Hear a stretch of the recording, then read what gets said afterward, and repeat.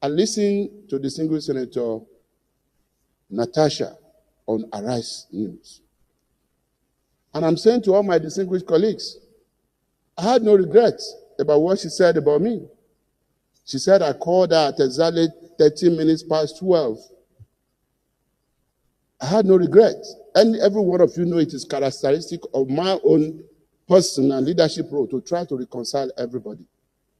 I went to the Senate President and I got there that night. And I said, sir, tomorrow in chamber, you will have to tender a public apology to distinguished Senator Natasha. I beg you in the name of God. Because her understanding of what you said is different from the way you are interpreting it.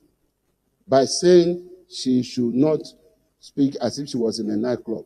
And Mr. President, you explained again that what you meant was that it's only in the nightclub that everybody speaks in loud voice, trying to raise their voice above the volume of the music. And I said, sir, I understand you.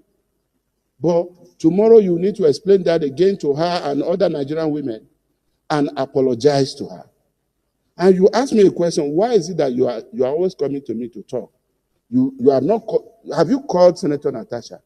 Everybody is dragging me on the social media, her bloggers, including herself, saying I must go down. Have you called her?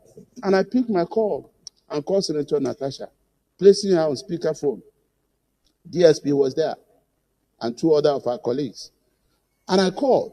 I didn't think 12 midnight was any time that we would not still be awake as senators. We go to bed 2 a.m., 3 a.m. People who are dragging us on social media should know that. And when I called distinguished Senator Natasha, the first thing I said was, distinguished, I am sorry. I hope I did not wake you up. She said, no, sir. I'm still at work. You know, I can't be sleeping by this time. And I said, how is my brother? Referring to her husband. She said, he's fine and he's right here. And I said, I only called you to ask you a question. She said, what? I said, my dear sister, what would you gain? Because I'm reading everything that people are saying on social media. But what will you gain if the Senate President goes down? What do you stand to benefit? That was all the discussion. And as she was talking, she said, well, I didn't start this fight. As she was talking, my phone started saying reconnecting, meaning that network was failing. I cut it off and called back.